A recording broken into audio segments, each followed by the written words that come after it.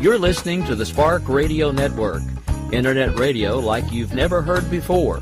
Innovation, creativity, and imagination are all said to begin with a spark. So fasten your seatbelt and take the ride of your life and listen for the spark. You are listening to KLRN Radio, where liberty and reason still reign. Most writers and radio show hosts know that to connect with your fans, you need to do more than just write books or record the latest podcasts. There are many different elements that go into forming an online platform, but there are also many hidden traps. To make matters worse, solid advice on how to survive the muddy waters is scarce. In the book Hidden Traps, I talk about some of the important issues of working with an online platform, highlighting traps that could put your physical or internet security at risk or be harmful to your reputation. Are your social media posts just links with a few disjointed words, making you look like someone who can't complete a sentence? Did your new website cost you more than you anticipated? Are you leaking your personal contact details across the web without even knowing it? Then you need Hidden Traps. Hidden Traps is now available in paperback and ebook from a variety of retailers, including Amazon, Barnes & Noble, and Kobo. Visit blackwolfpublications.com for more details. If you're 85 or younger, would you like peace of mind and comfort for your family? We're Final Expense Direct with an urgent message for you. The average funeral today costs over $8,000, but the most you'll get from government benefits is $255. How will your family pay the difference? We can help. Our senior plans start as low as just $1 a day and pay up to $30,000 for a funeral and other final expenses. Peace of mind is easy. There's no medical exam. You'll have lifetime coverage, and your plan can't be canceled as long as you pay your premiums. Call now for free information about our senior plans. Answer a few simple questions and receive approval right on the phone. Plus, call right now and we'll give you a discount prescription card for free. Call 800-553-8687. That's 800-553-8687. Again, 800-553-8687. 687. KLRN Radio has advertising rates available. We have rates to fit almost any budget. Contact us at advertising@klrnradio.com.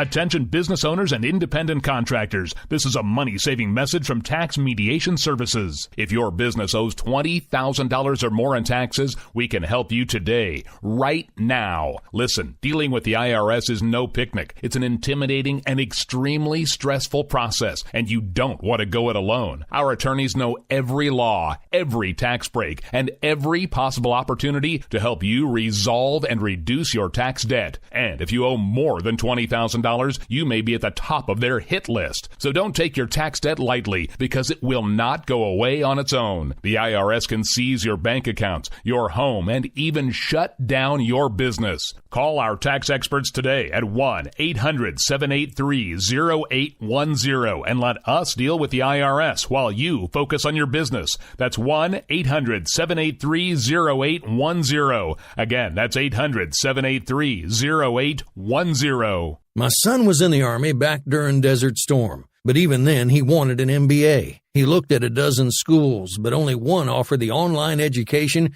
and flexibility he needed while he was in a tent in Iraq. Grantham University. Turns out that Grantham's been delivering affordable, relevant college and advanced degrees for over 65 years. Heck, if they can deliver a quality education to a soldier in a tent overseas, think about the flexibility Grantham can offer you so you can earn your degree too. It doesn't matter how complicated or full your life is. If getting a degree is on your bucket list, you'll want to do what my son did. You'll want to call Grantham. Find out how easy it is to get started on your education so you can check that college degree off your bucket list. Call Grantham right now, 800-910-1370. That's 800-910-1370.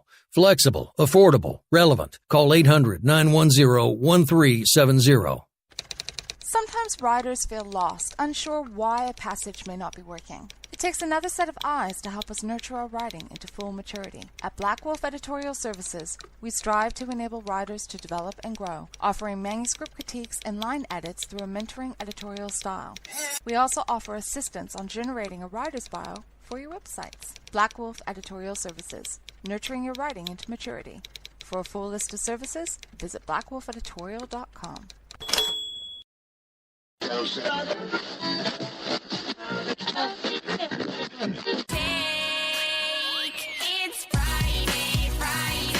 Oh, let me tell you something. I am so sick of Washington and all its works and all them politicians down there and them congressmen. I'll bet you won't find none of them congressmen signing down their electric blankets tonight. Which if they did, their secretaries would get up and go home.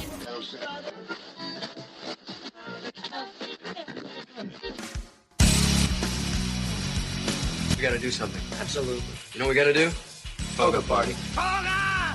Toga! Toga! Toga! Toga! Toga! Toga! Toga! Toga! Toga! Click, click, boom! I'm coming down on the stereo, ripping on the radio.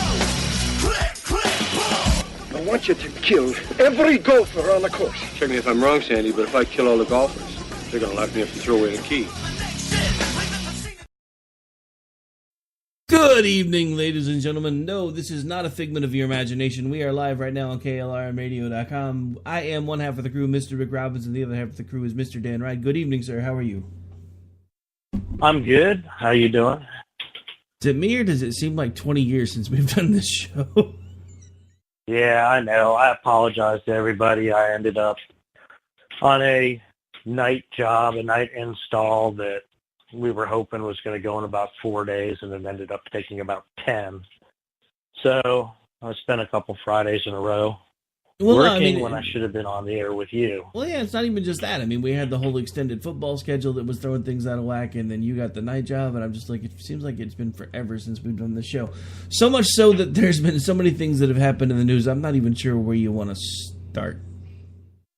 Well, yeah, I mean, we did the show. We had two. I was off the last 2 Fridays. We did the show the Friday before that.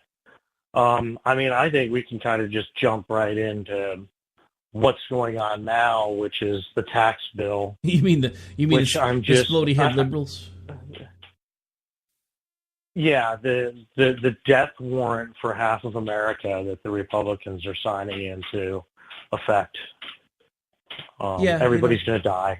Funny thing is, it just got signed today. I haven't seen any dead bodies yet. Have you? No, I haven't. And, literally saw a tweet, and I actually commented on it right before we went on air, that it's just, AT&T came out and said, well, with this tax bill, they are going to pay it forward to their employees, and they're talking about something along the lines of, I believe it was 200,000 or I don't know, a huge amount. Yeah, it was $1,000 bonuses to like 200 to 250,000 AT&T employees.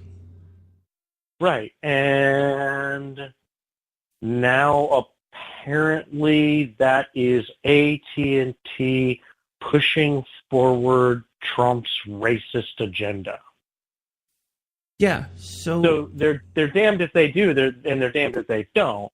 The filthy corporations who don't take care of their employees, and then they turn around and take care of their employees. Well, it's because they're pushing Trump's racist agenda. I'm to the point.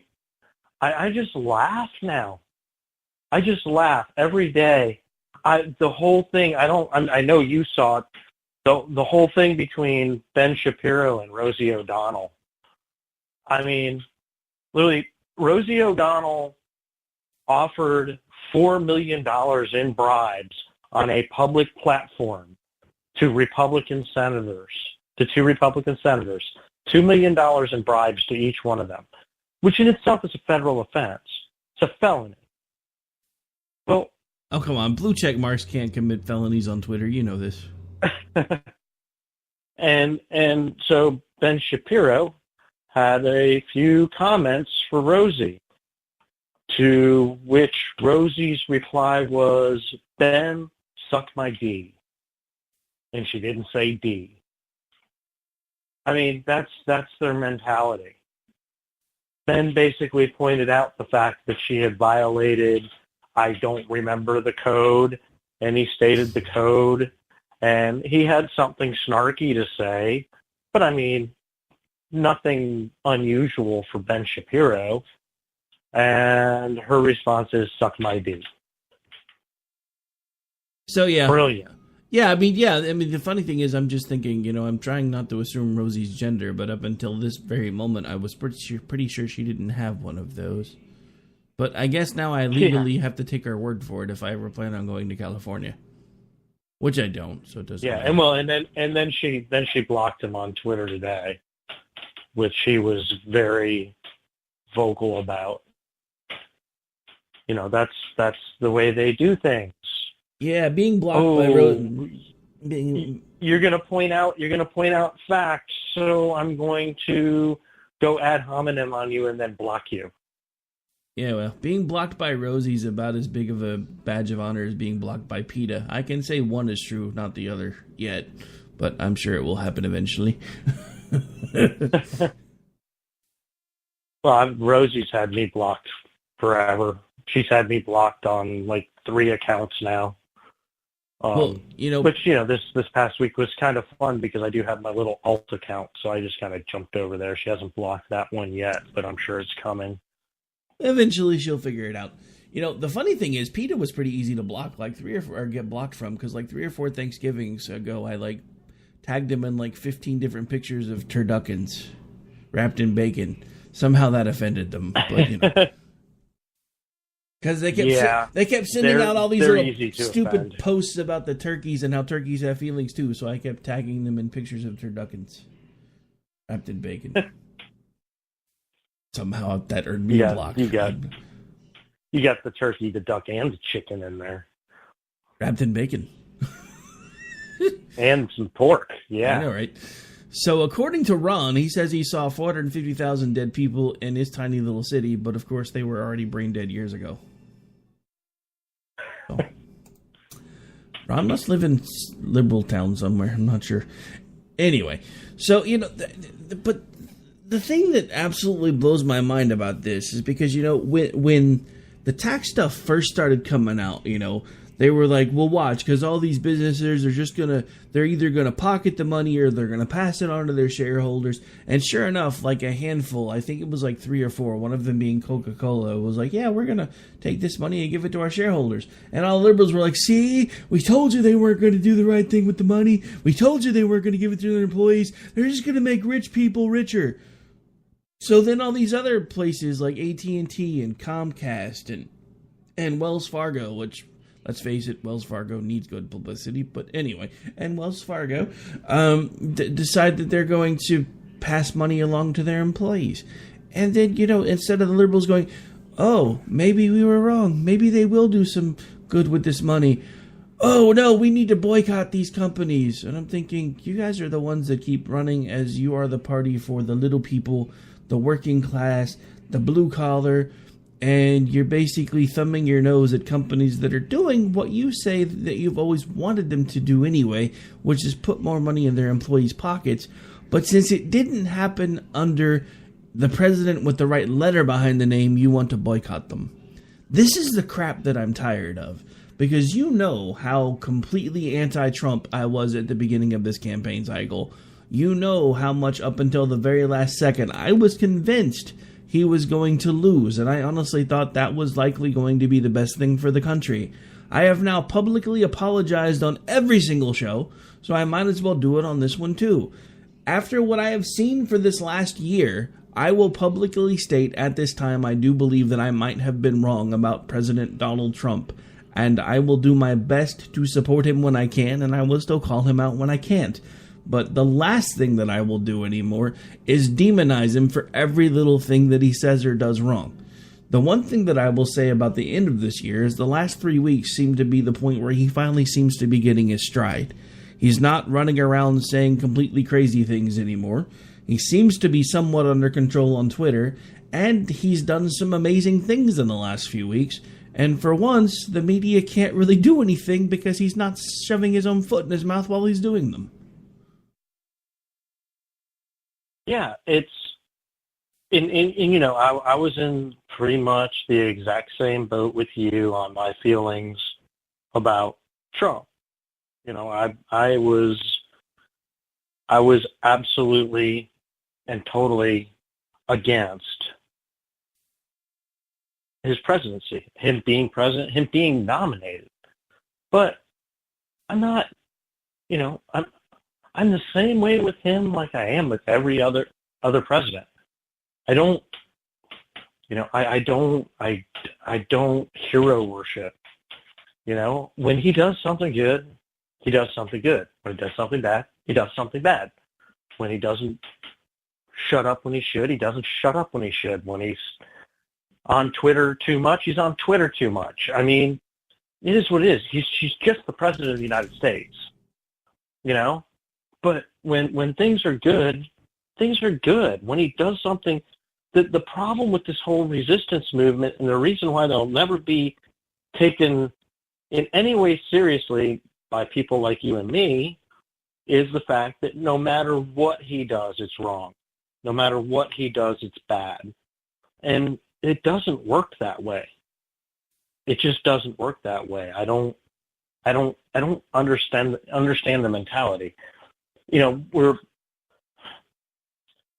seeing stuff from the left and from the little so-called conservatives, the Bill Kristol types, and one of them is Jennifer, I believe her name's Jennifer Rubins, who is saying, really, what's $75 a week for a family? Well, do you want to know what $75 a week does? Yeah. $75 can feed a struggling family of 5 for 3, 4, or 5 days. That's a lot. That's a lot of money. Talking over $300 a month. That's a car payment. That's a big chunk out of a mortgage. That's your electric bill and your water bill and possibly your cable bill combined, depending on where you live and how much electricity you're using. That's a lot of money. Don't sit back and say that that's nothing for the middle class. That's a lot of money for me. $75 a week is a $3,900 pay raise in a year. Yeah. That is nearly, because if you do the math, if you work a 40-hour pay week, $40 a week would be $1 an hour pay raise. $75 a week is about $1.80 pay raise a week. So you're talking about somebody that was probably on average of somewhere between about $9 to $10 an hour, being bumped to somewhere between $10 to almost $12 an hour. In essence, because they have $3,900 more a year in their pocket. This isn't pocket change. This is the very thing that these people are talking about when they talk about fair wages, livable wages. It's never been the wages. It's been the taxes. That's what's been killing us everywhere. I mean, look at they weren't even signed into law yet, and companies were already starting to tell people they were going to give money away. Imagine what this is going to do for the economy if these companies and these people follow through. Because a family of 4 with an extra $3,900, imagine what they could do with that money in a year. I mean, that's like Jen and I were talking about it the other night. For some of the lower income people that still may get a little bit of money back, it may be closer to about $40 a week, or maybe it's 25 or 30. But back because we still pretty much live paycheck to paycheck. But at the same time, it's not as bad as it once was. But do you know how many times having an extra $75 in a week could have saved me from 2 or 3 overdraft fees in a week? Overdraft fees are not cheap right now. Absolutely. So you're talking about... Absolutely. Or go ahead. Or saving you from sitting there on a Thursday going, what are we going to eat for dinner tonight? We've had that happen. Like, what exactly are we going to make for dinner tonight? Because, there's $2 in the checking account, and the cupboard's barren. You know? That's a big difference. $75 a week is a huge difference. It really is. But that just proves how disconnected these people are. These same people that are telling us that they care about the little people, that they care about making sure that we're taken care of, basically just thumb their nose at every lower middle class, lower income bracket in the country. She said, "You're getting." I mean, that's like I saw a tweet from I don't even remember the dude's name, and I don't want to give him any press, but he was talking about, Susie Homemaker is going to be mad when she realizes that she's getting about a $2,500 a year tax break, and Joe Schmo up the street's getting a $200,000 tax break. No, she's not. She's going to be glad that she's getting a $2,500 a year tax break because it's money that she gets to keep.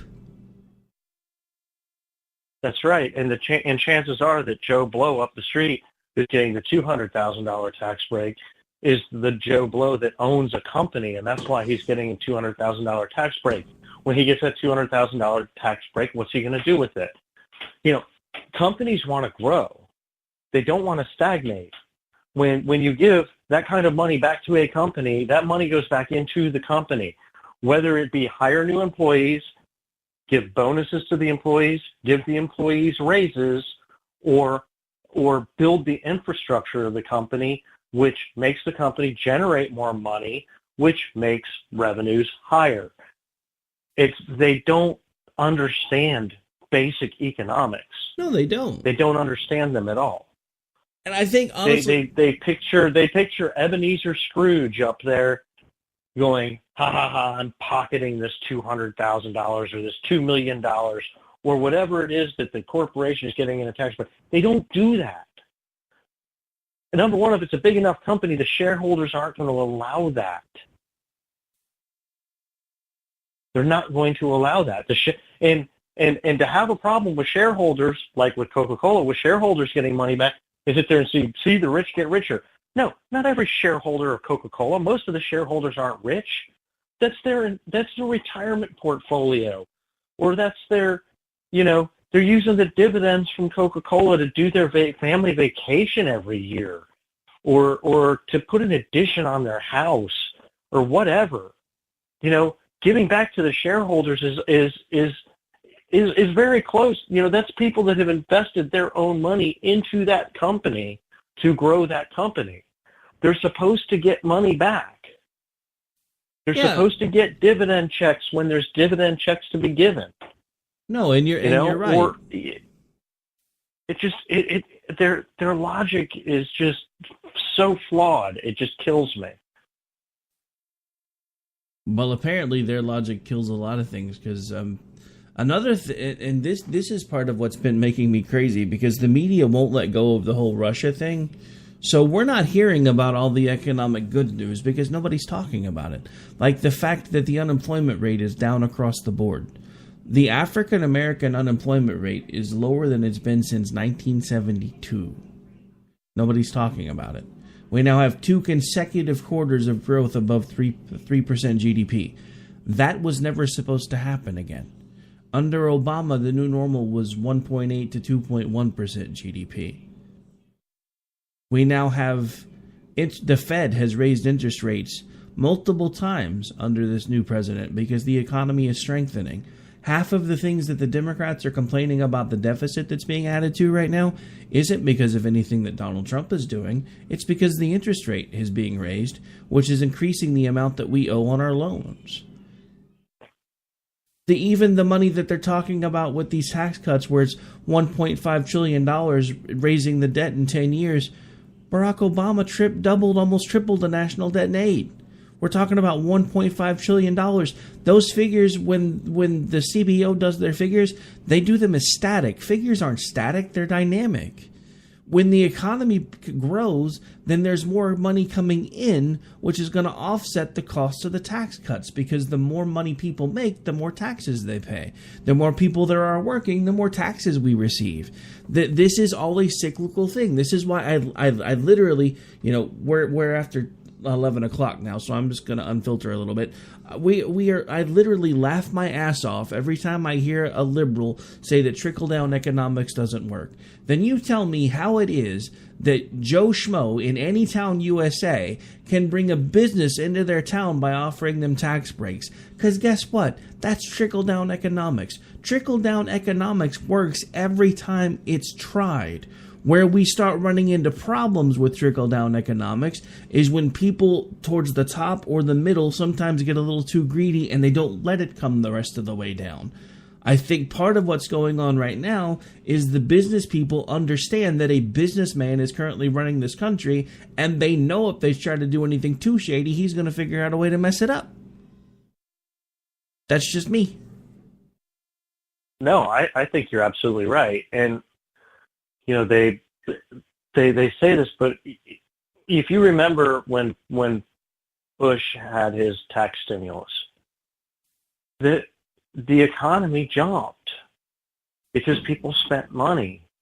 People spent money, and it wasn't just on, we weren't just spending money on stuff that they wanted. They were spending money on stuff that they needed that they couldn't afford before. But when people spend money, it boosts revenues. It's really, honestly, it's simple math. It's just simple math. When people have more money to spend, they're going to spend it. And when they spend it, it boosts corporate revenues. When corporate revenues boost, federal revenues boost. Now, to be honest with you, what we need to start doing now, and I've been trying to explain it to some people that are like, this is nothing. This is just this whole tax thing's a nothing burger, and what they need to do is they need to just drastically cut spending. They do. They need to cut spending. The government needs to cut spending, but if you drastically cut government spending, it's going to kill everything. It's going to just completely kill the economy, because you've got to remember that as you cut that spending, you're cutting grants that are going to some companies, and you're also going to be cutting employees. You're going to be cutting employment.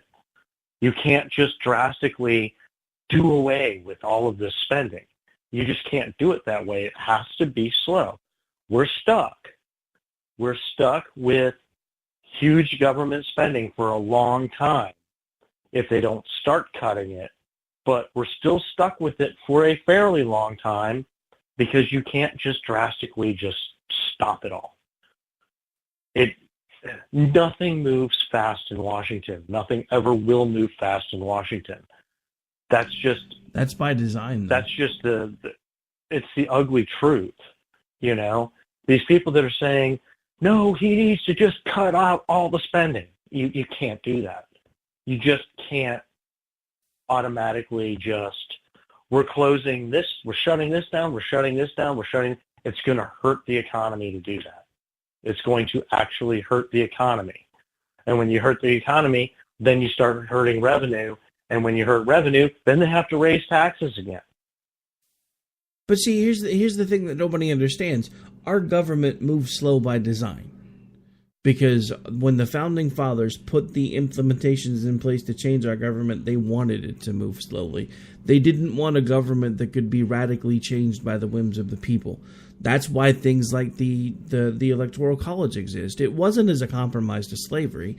It was to make sure that as populations grew, that the bigger cities wouldn't have undue influence over the entire country. That everything that our Founding Fathers have put in place is working as designed. Our government is supposed to be slow. It's supposed to be slow to change. It's supposed to be slow to course correct, because if it was just flipping around at the whim of the people, it would have already collapsed by now. That's the whole point of it. But the thing that these people don't seem to understand, I mean, I'm gonna see if I can find it again, because I had all the figures right in front of me, and now all of a sudden the screen went away. I think I have most of them memorized, though. So, this is from whitehouse.gov. There have been 1.7 million jobs created so far under President Obama. The overall unemployment rate, and I get it, these are not the U6 numbers, but it's the numbers that I can find, is down to 4.1%. even taking into account the U6 numbers probably are about 2 points higher than that, as the average usually shows, that's still a 17-year low based on those numbers. We already talked about the fact that the African American unemployment rate is the lowest it's been since the 70s. We have jobs coming back to this country. We have companies reinvesting in America and reinvesting in their employees. We have consumer spending like we haven't seen since before 9/11. We have consumer confidence like we haven't seen since before 9/11. And nobody's talking about any of these things because they're too busy talking about Russia and whether or not Donald Trump is talking about firing Mueller. Even after they have him on tape telling them he's flat out not going to fire the man, they still ask him every chance they get, "Are you going to fire Mueller?" "No, I already told you that. Why do you look surprised when I keep telling you no?" That's almost an exact quote of a clip that I just heard the other day. He's standing out by Marine One. "Do you have any plans to fire Mueller?" "No." "Do you have any? Why do you look so surprised?" "No, I'm not going to fire him."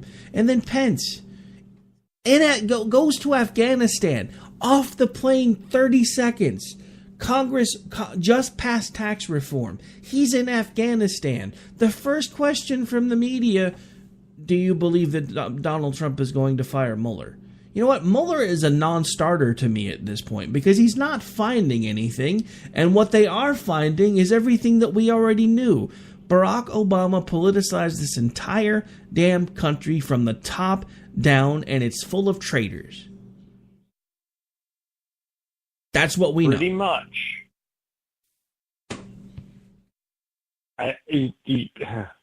And you know what kills me too, and it's like already dead, nobody's talking about it. I mean, Sessions went ahead and started the investigation into Uranium One. It was even broken by NBC. Are you hearing anything about it? No, because it doesn't fit their narrative that Hillary's the good one and Trump's evil and he's Hitler. Right. And, you know, I'm very interested to see what this investigation finds. And it may create more investigations because the shady stuff that has gone on that end is nuts. I mean, go ahead, it's all about Trump's collusion with Russia. I mean, I can go right now and look at any number of Democrats, Hillary included, Hillary, Claire McCaskill. You can just go down the line of people that had dealings with Russia during the election. Why is it all about Trump? Because it's an agenda. So another little interesting side note, and then we need to take a break. So I saw, and this came across my feed last night when I was on with Jen. I saw that, and I don't even remember the name of the blog. It's some little third-rate blog somewhere, talking about the fact that Donald Trump knew that Flynn violated the, I can't even think of the name of the act now. The one about private citizens negotiating with foreign powers, and I can't think of the name of it right now. I keep wanting to say Hatch Act, but I know that's not it. But anyway, so they put out this thing about, that Donald Trump knows that Flynn violated this. Donald Trump knows that Flynn broke this law when he lied to the FBI, and it's only a matter of time before we know everything that happened. Okay, so for those of you that are buying into this crap, we're going to slow this down, and I'm going to use really small words. Flynn, at the time that he started meeting with the Russians, was already Trump's de facto Secretary of Defense, because that position does not have to be approved by Congress. That gives him all of the authority that he needs to start meeting with other governments. If it was a huge deal for someone who was going to be appointed to a cabinet position to do it, why was it not a huge deal when candidate Barack Obama was doing it? Because he did. Because it doesn't fit their agenda. I'm just, all they honestly have on Flynn was that he lied. The thing about it is, it is not a violation for a transition team after an election win to talk to other countries. It's not a violation of anything. It's what they're supposed to do. They're supposed to start building their relationship with other countries. It's what they're supposed to do. But here's the thing that I don't get, right? Because depending on who you listen to from the FBI, there are people that honestly say that that Flynn didn't lie. He didn't even omit anything. So that's part of what has me completely befuddled, because I get the feeling that we're starting to get multiple stories from multiple sources depending on which way their allegiances are. And the thing that concerns me, if these people are right that are saying that he didn't lie in the first place, then what in the world did he cut a deal about in the first place? And what have those two hatched? Because you know at this point, because here's the thing. As much as I hate to say this, Donald Trump has been playing chess the entire time he's been in office, because everything that he does winds up putting egg on the media. Oh my God, I'm starting to sound like Bill Mitchell. Sorry, didn't mean to laugh. Well, I'm laughing on the inside, but it's the truth. I mean, as much as it is really hard for me to say that at this point I'm starting to sound an awful lot like the human Pez dispenser, I'm starting to think he might have been right. Oh my God, we got to take a break because I think I might throw up. Not even kidding. All right, so we're going to take a really quick break. Maybe go find a puke bucket. And we'll be back in about 3 minutes. Stay tuned. Well, I won't back down. No, I won't back down. You can stand me up at the gates of hell. My son was in the Army back during Desert Storm. But even then, he wanted an MBA. He looked at a dozen schools, but only one offered the online education and flexibility he needed while he was in a tent in Iraq. Grantham University. Turns out that Grantham's been delivering affordable, relevant college and advanced degrees for over 65 years. Heck, if they can deliver a quality education to a soldier in a tent overseas, think about the flexibility Grantham can offer you so you can earn your degree too. It doesn't matter how complicated or full your life is. If getting a degree is on your bucket list, you'll want to do what my son did. You'll want to call Grantham. Find out how easy it is to get started on your education so you can check that college degree off your bucket list. Call Grantham right now. 800-910-1370. That's 800-910-1370. Flexible, affordable, relevant. Call 800-910-1370.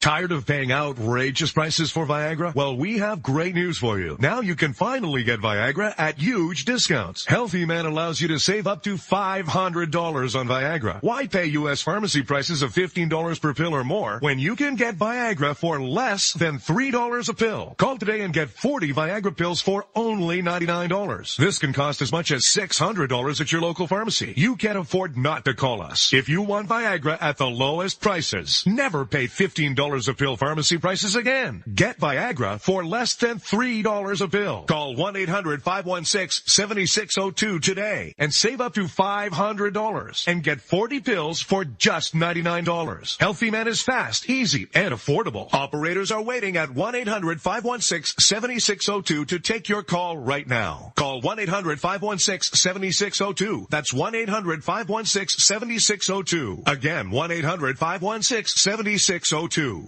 Attention business owners and independent contractors. This is a money-saving message from Tax Mediation Services. If your business owes $20,000 or more in taxes, we can help you today, right now. Listen, dealing with the IRS is no picnic. It's an intimidating and extremely stressful process, and you don't want to go it alone. Our attorneys know every law, every tax break, and every possible opportunity to help you resolve and reduce your tax debt. And if you owe more than $20,000, you may be at the top of their hit list. So don't take your tax debt lightly, because it will not go away on its own. The IRS can seize your bank accounts, your home, and even shut down your business. Call our tax experts today at 1-800-783-0810 and let us deal with the IRS while you focus on your business. That's 1-800-783-0810. Again, that's 800-783-0810.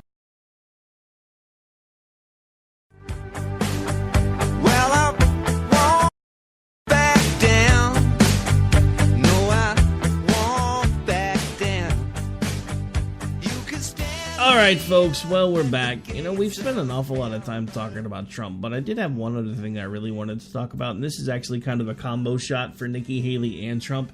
One of the things that made me one of the first things that made me realize that I might have been completely wrong about Donald Trump was listening to him basically flip the UN the finger the other day when they were like, "Well, we're gonna hold a vote because you're moving your embassy to Jerusalem," and he's like, "Go ahead. We'll just cut funding to anybody that votes against us."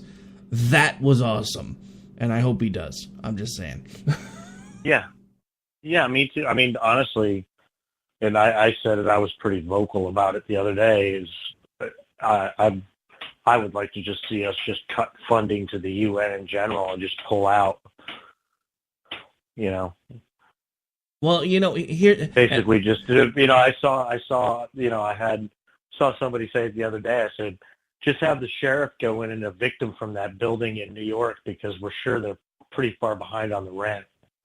Oh, I'm sure they are too. Now, here's the funny thing. I actually saw somebody had put out a meme today that has a picture of the big UN complex, and it says "Future Home of the Donald Trump Presidential Library." I was like, that would be awesome. Yeah, it would be. I mean, honestly, what benefit at this point in time? What benefit are we getting from the UN? None, but they're sure the hell getting benefits from us. Right. I mean, everybody says, "Oh my God, you can't pull out of the UN because, that's it's a worldwide coalition." Whatever. The only thing they care about us for it's our money. Is to try and suck us dry. To fund it. We fund it. We fund it more than we put more money into it than any other country by far. And we get nothing out of it. They just as soon spit on us. You know, the funny thing about that is the one that pissed me off the most, because I saw it come across, but I didn't really have a chance to read it at work. Because I mean, it was slow enough. I probably could have, but I was having too much fun watching liberals' heads explode because I was actually able to keep up with Twitter at work because we were slow. So I got home and I'm doing show prep, right? And I open up the stuff on the vote, and they start talking about the countries that voted against us. The one that was just, I wanted to basically just slap somebody across the face was Great Britain. That honestly pissed me off. Not only, one, have we already kicked your ass, so what, you want to go again? Two, if it wasn't for us, you'd be speaking German. Just saying. Yeah. Well, I mean, I've said it before, and you know how I feel about pretty much Great Britain, France, and Germany. Is they're all, people don't want to realize it. They're all slowly becoming Muslim countries. They really are. I mean, everything they give into every little bit of anything Muslim in their countries. They take in all these refugees, and it's an example of, people will sit there and it's another thing that kills me is they'll call you a racist for being, and I'm not anti-Muslim. Don't get me wrong. I'm not. But if you're Muslim, come to this country. You can practice your religion. Don't try to push your religion as something that needs to govern this country. That's what's happening in Europe. They're getting strongholds in all these countries in Europe, and they're pushing their agenda. And that's what would happen here if we let it. And it totally goes against what this country was founded on. I'm sorry, I'm not trying to insult your religion, but your religion isn't government. And this government was founded a certain way on certain values and certain morals, and that's the way it needs to stay. If you don't like it, don't come here. You can come here and practice your religion. You want to have Sharia law in your own house? Whatever. As long as you don't completely beat your kids and your wife, practice Sharia law in your own house. But Sharia law has no place in this country. None. All right, so believe it or not, we're already getting pretty long in the tooth for the show. And one thing I definitely wanted to make sure that we did, because we haven't done it on this show yet, the Third Rail Ramblers put out a new Christmas parody. Have you heard it yet? I have, and yes, we need to listen to that. Yep, so let's get it queued up real quick, because it runs about 3 minutes, so here we go.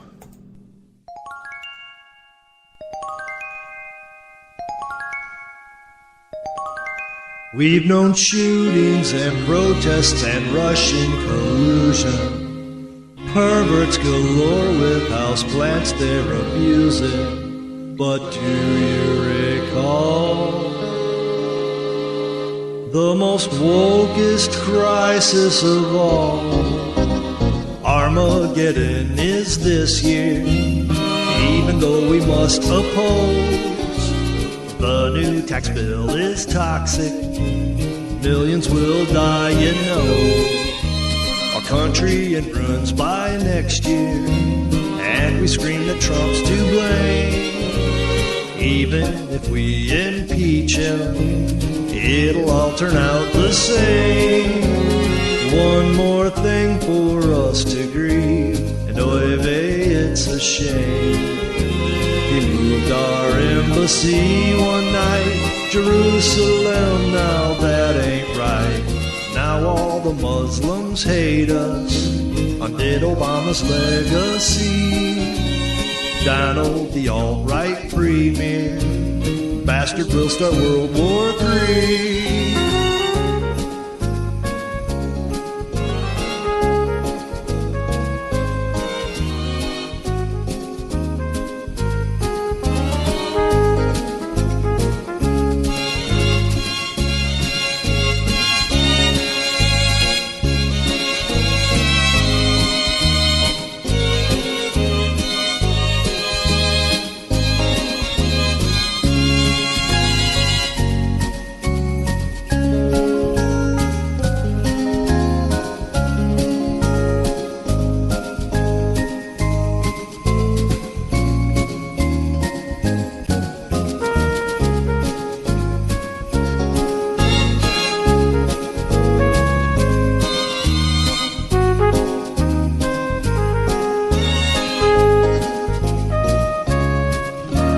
Armageddon is this year, even though we must oppose. The new tax bill is toxic. Millions will die, you know. Our country in ruins by next year, and we scream that Trump's to blame. Even if we impeach him, it'll all turn out the same. One more thing for us to grieve, and oy vey, it's a shame. He moved our embassy one night, Jerusalem, now that ain't right. Now all the Muslims hate us, undid Obama's legacy. Donald, the alt-right premier, bastard will start World War III. And that, folks, is the newest Christmas parody by the Third Rail Ramblers. If you want to hear some of their older stuff, make sure you check out the America Off the Rails, the last show before Christmas special. We actually, it was kind of unintentional, but I did Ghost of Christmas Past and played a bunch of their older stuff, and then did some older stuff from Eric Williams, and then we did Ghost of Christmas Present, and I played the new stuff and read his newest thing, and then we did Ghost of Christmas Future. Trust me, it wasn't planned that way, but it just kind of came out. That's just kind of how it worked. All right, so anyway,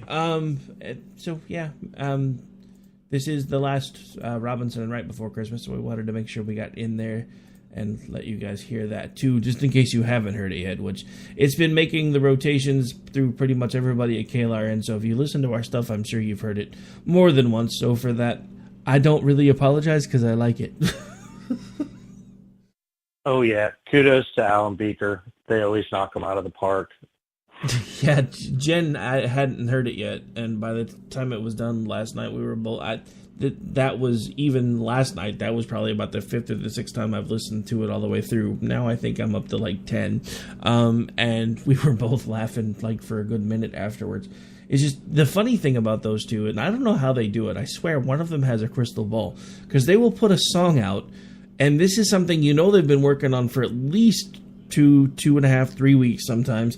And the second it hits, the news is all in place for whatever they're talking about in this song that they have been working on for 3 weeks. And I'm like, I don't know how they do that. I really don't. They must. You ever seen that movie, It's a Wonderful Life? I guess maybe Clarence the Angel is sitting on somebody's shoulder. I'm not sure.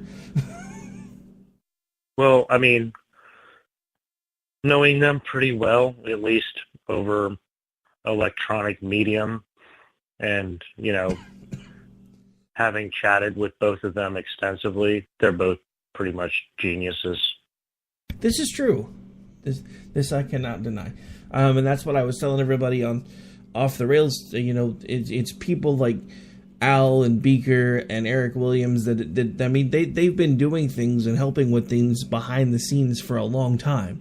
And so I mean, they're part of the reason that show has gotten to the point where it is, and why the rest of these shows are as good as they are, because we kind of work together and we feed off of everybody, and it's kind of an energy thing. We collaborate, we talk, we do things together, we chat, we hang out, and it's become this big family. And it's just, I don't know, but at the same time, it's just amazing when you really stop and think about the fact that, up until a few years ago, we didn't know who each other was, had never even talked to each other before, and now here we are, half of us are doing radio shows together, the other half working on parodies and satire and everything else, and it's just all come together. And it's just the things that happen when you just come up with this crazy idea of, hey, I'm going to find a way to do talk radio.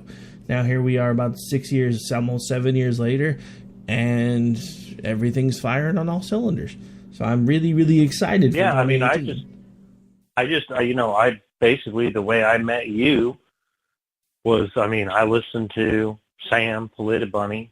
I listened to her show, and I started listening to Stacy and JD, and I became one of the big chat room guys and talking to them a lot on social media. And then I met you, and here we are a few years later, and we're doing a show together. Been a fun 2 years, too.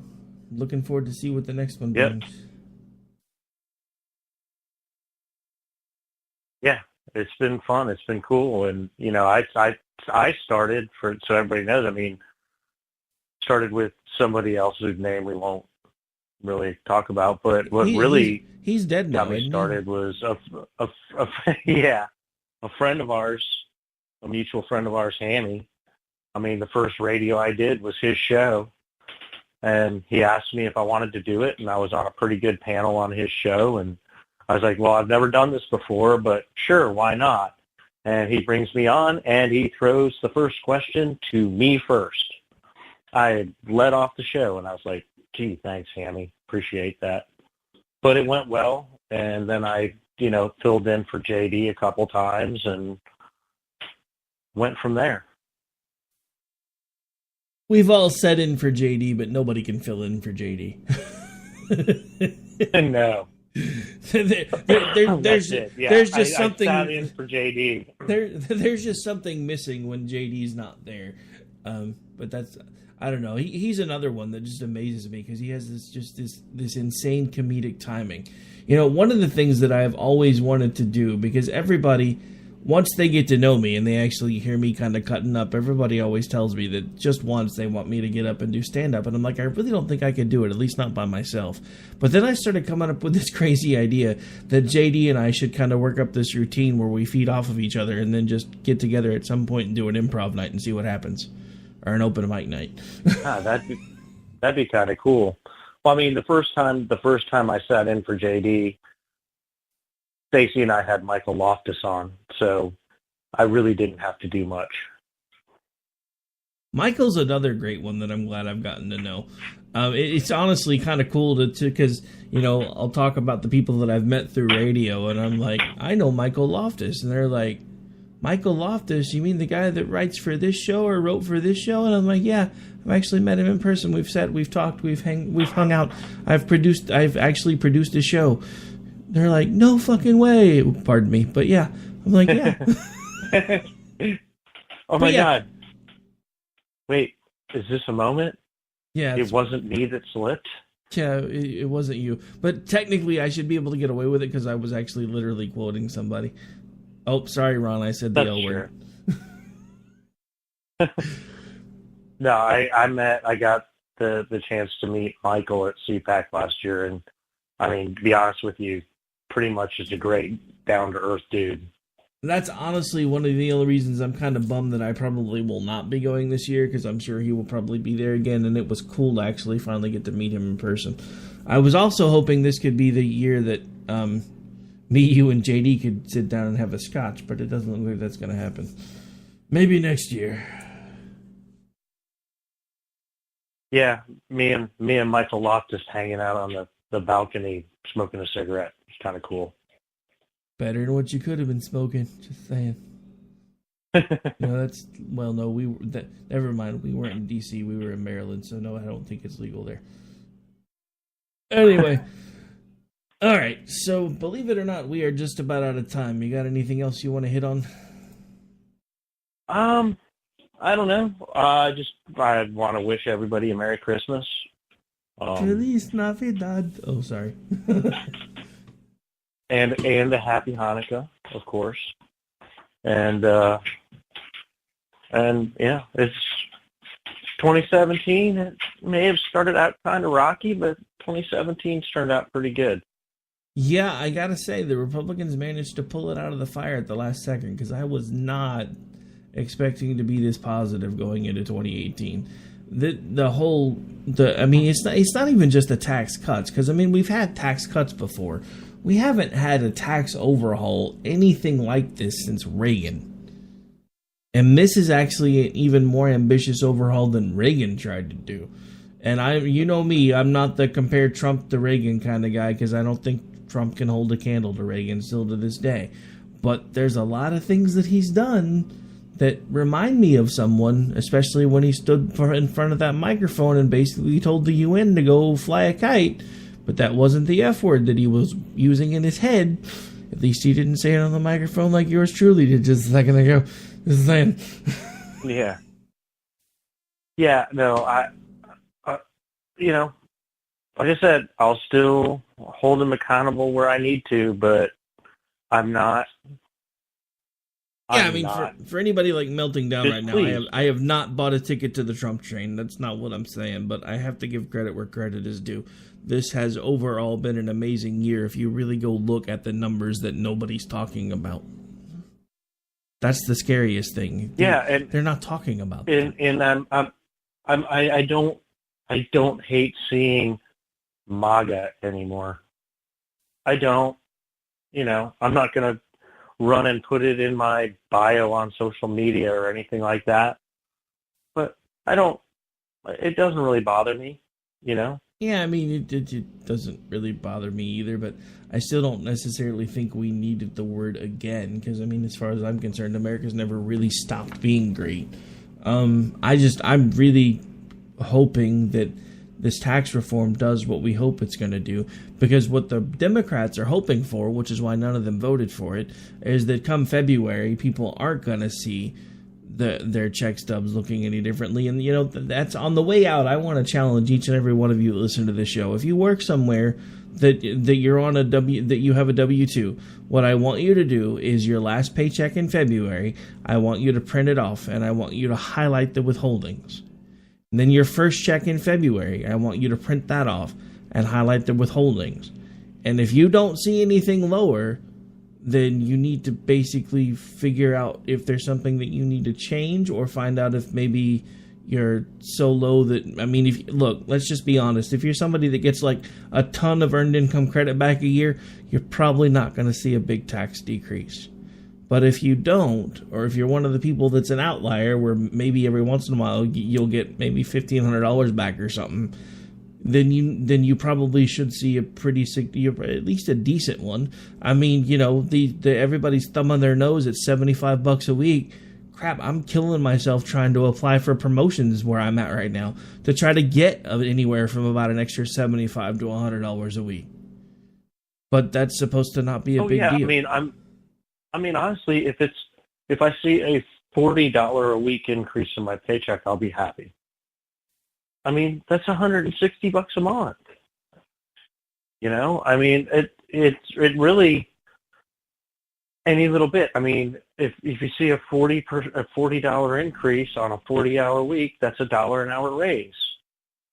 That's a pretty substantial raise for most people.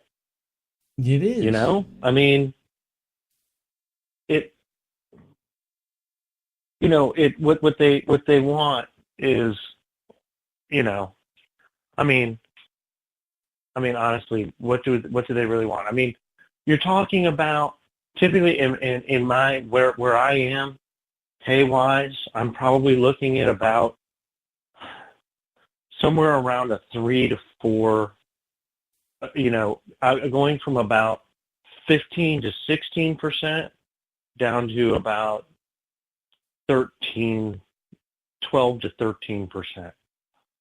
So I'm looking at probably a 3 to 3.5, I would take it, % decrease there. 3 to 3.5% of my income. I mean, that's a pretty hefty raise.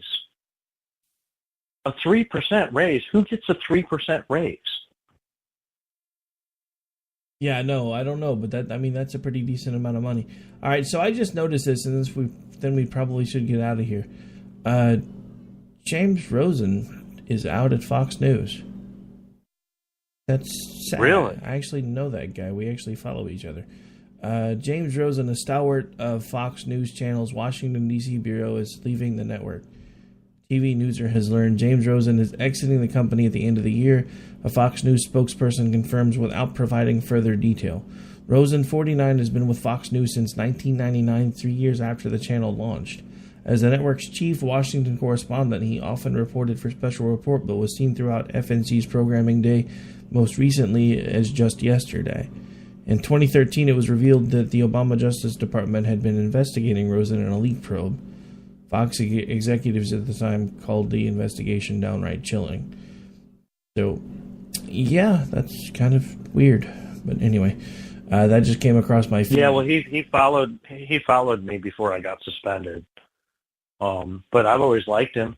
I always thought he was very fair, and you know, he reported news as news, which is what everybody should be doing. That's probably why he's out. He didn't have the ratings. Yeah. Because anymore, it's all about, it doesn't matter if you're right, you just better be first. But yeah, I mean, we follow each other. We've actually interacted quite a few times on Twitter. I was actually honestly, I have too. I remember when he followed me, I was like, holy crap, I know this guy. And then he's actually talked to me more than a few times. But anyway, we are officially long. So one thing I do want to say, because I haven't done it yet, I do hope everybody has a great Christmas. I hope you get to spend some time with your family, and I hope you have a great New Year's. We will be back next week as far as I know, because I don't plan on going anywhere. But lately with this one, we kind of have to play it by ear, especially in the holidays anyway, because you never know. But to pair at one of the most annoying commercials I have ever heard, but then eventually became like a catchphrase for me. I hope everybody has the best Christmas Hana Kwanzaa ever, because that way I cover everybody. And we are out for the night, folks. If you like what we're doing here, please follow along with the station on Twitter at KLRN Radio. You can also follow along with me at Radio Host Rick. Dan, tell them where they can find you. You can find me at Madfeist, which is MADFEIST, on Twitter, and you can find me on Facebook, and it's just Dan Wright. Search for me right now. I think my cover photo is a cat. Believe it or not. I have a kitten. I got a new kitten this year. And just first cat I've ever owned. Oh yeah, that's right. I forgot you did get a cat this year. I was like, cat? I don't remember the cat. I remember the dog, but yeah, now I remember the cat. All right, so hang around, because just for fun, on the way out, we're going to run long. I'm going to play Obama Got Run Over by a Reindeer, only because I really don't have an excuse to play it after this year, unless I just want to make fun of President Mom Jeans, which will never get old. Well, but I do hope everybody has a great rest of your night. Enjoy your weekend. Merry Christmas. We will see you next week. Take care. God bless.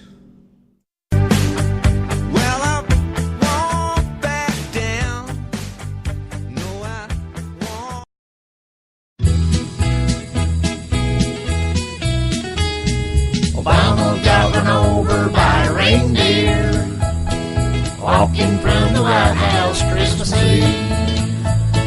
You can say there's no such thing as Santa, but as for me and Grandpa Biden, we believe. He was smoking with the Tune Gang, ain't doing just a little blow, but he thought he had a golf game and stumbled wasted out the door into the snow. When they found him Christmas morning, the Secret Service combed the floor.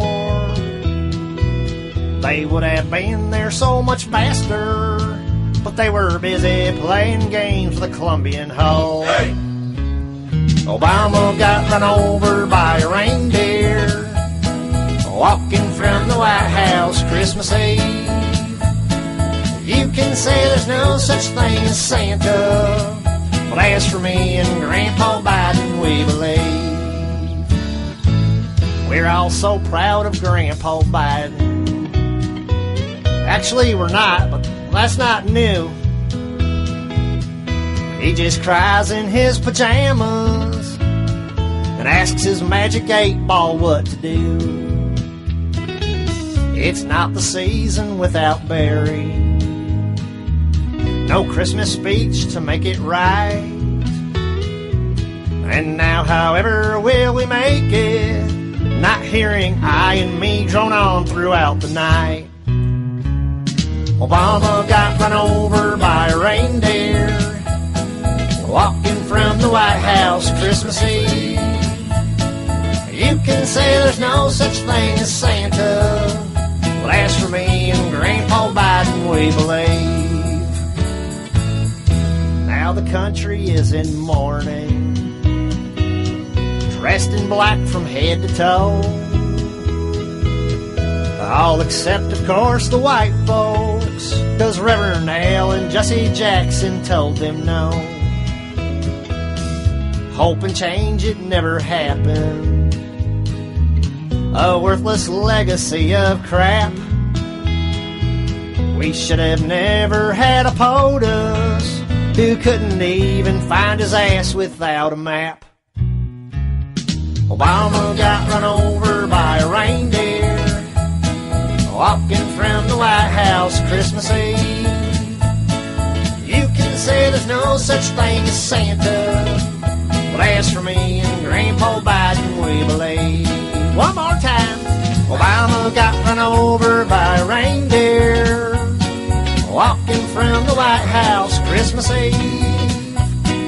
You can say there's no such thing as Santa, but as for me and Grandpa Biden,